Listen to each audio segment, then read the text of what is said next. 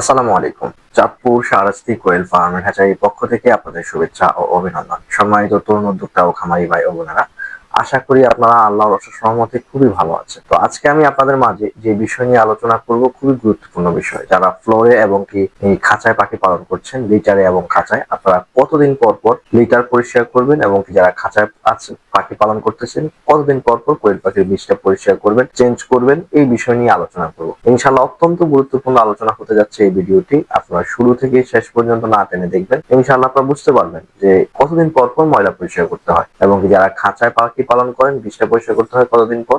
ইনশাআল্লাহ মূল আলোচনা চলে যাচ্ছি। যাওয়ার আগে অবশ্যই যারা এখনো চ্যানেলটি সাবস্ক্রাইব করেনি অবশ্যই চ্যানেলটি সাবস্ক্রাইব করে রাখবেন নতুন নতুন ভিডিও পাওয়ার জন্য কোয়েল পাখির বিষয়।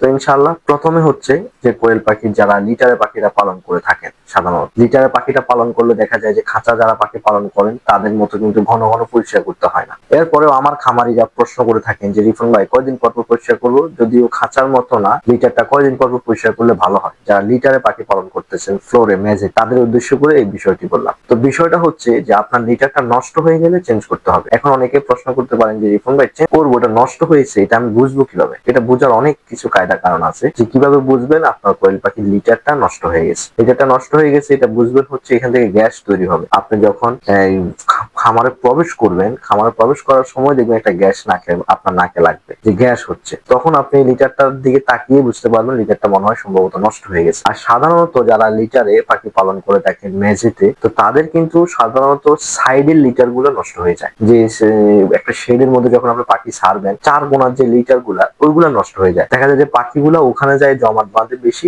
এক কোনায় গিয়ে সব ডিম পারে। সেই জন্য দেখা যায় ওই সাইডের লিটার গুলো নষ্ট হয়ে যায় সর্বপ্রথমে। তো আপনাকে এটা আগে খেয়াল করতে হবে যে সাইডের লিটার গুলা আগে চেঞ্জ করতে হবে। অনেক সময় আমরা লক্ষ্য করে দেখি যে মাঝখানের লিটার গুলা ভালো থাকে, শুধুমাত্র সাইডের লিটার গুলো নষ্ট হয়ে যায়। তো তখন আপনি শুধু সাইডের লিটার গুলা চেঞ্জ করে দিয়ে নতুন পুরান বসির সাথে নতুন বসি অ্যাড করে মিক্স করে দিতে পারেন, আর পুরান বসিটা সাইডের গুলো উঠাই ফেলতে পারেন। এইভাবে ব্যবহার করলে দেখা যায় যে দীর্ঘদিন যাবত আপনি ব্যবহার করতে পারবেন। এটা হচ্ছে একটা টিপস।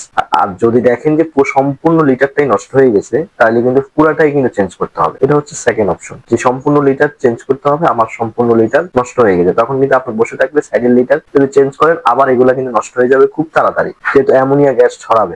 আর এটা মনে করতে হবে যে আপনাকে যত দ্রুত লিটার চেঞ্জ করা যায় নষ্ট হয়ে গেলে, কারণ লিটারটা চেঞ্জ না করলে ডিমে প্রোডাকশন অনেক লস করে। আরেকটা বিষয় জানিয়ে রাখি, লিটার কখন নষ্ট হয় সবচেয়ে বেশি? সবচেয়ে বেশি যারা লিটারে পাখি পালন করেন লিটারটা নষ্ট হয় বর্ষার সময়। সাইডে যখন পানি বৃষ্টির যে সিসা আসে ওগুলা দেখা যায় যে সম্পূর্ণ লিটারটা নষ্ট করে ফেলে। ওটা থেকে বিরত রাখার জন্য অবশ্যই সাইডে, খামারের সাইডে টিন ব্যবহার করবেন 1 থেকে 1.5 ফিট উচ্চতা। যেমন মনে করেন এখানে হচ্ছে শেড শুরু, 1.5 ফিট পর্যন্ত টিন দিয়ে দিবেন, তাহলে কিন্তু ওই বৃষ্টির এক্সট্রা পানিটা আর খামারে প্রবেশ করতে পারে না। তো সেই জন্য সবচেয়ে ভালো হয়। তো বর্ষার সময় সবচেয়ে বেশি লিটারে যারা পাখি পালেন তারা একটু সমস্যায় ভোগেন, না হলে কিন্তু লিটারে পাখি পালন করলে অতটা সমস্যা হয় না। আপনাদেরকে কিছুটা ধারণা দিতে পেরেছি যে লিটার কিভাবে পরিষ্কার করবেন কতদিন পর পর।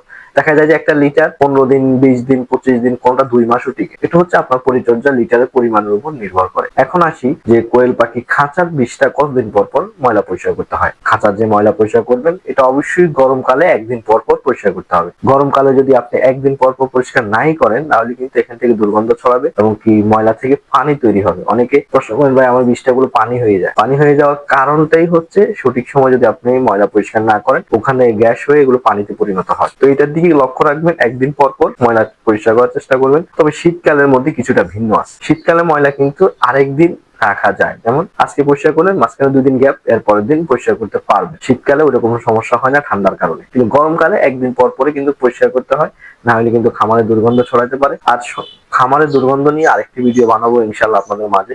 কেন অনেকেই রিকোয়েস্ট থাকে যে খামারের দুর্গন্ধ কেন হয়। তো ইনশাল্লাহ আপনারা জানতে পেরেছেন যে লিটার কয়দিন পর পর পরিষ্কার করতে হয়। দেখেছেন তো আপনারা চাঁদপুর শাহরাস্তি কোয়েল হ্যাচারি থেকে প্রতিনিয়ত কোয়েল পাখির বাচ্চা খামারিরা সংগ্রহ করতেছেন, নিজ গন্তব্যে নিয়ে যাচ্ছেন। কিভাবে নিয়ে যাচ্ছেন? চাঁদপুর শাহরাস্তি কোয়েল হ্যাচারি থেকে এসে যারা চাঁদপুর, কুমিল্লা, নোয়াখালী, লক্ষ্মীপুরে রয়েছেন আপনারা নিজে এসে দেখে বুঝে চাঁদপুর শাহরাস্তি কোয়েল হ্যাচারি থেকে কোয়েল পাখির বাচ্চা সংগ্রহ করতে পারবেন। দেখা যাচ্ছে বর্তমান সময়ে যেহেতু ডিম বিক্রির সিজন, কোয়েল পাখি আলহামদুলিল্লাহ সেল হচ্ছে খামারিদের মাঝে দিচ্ছি।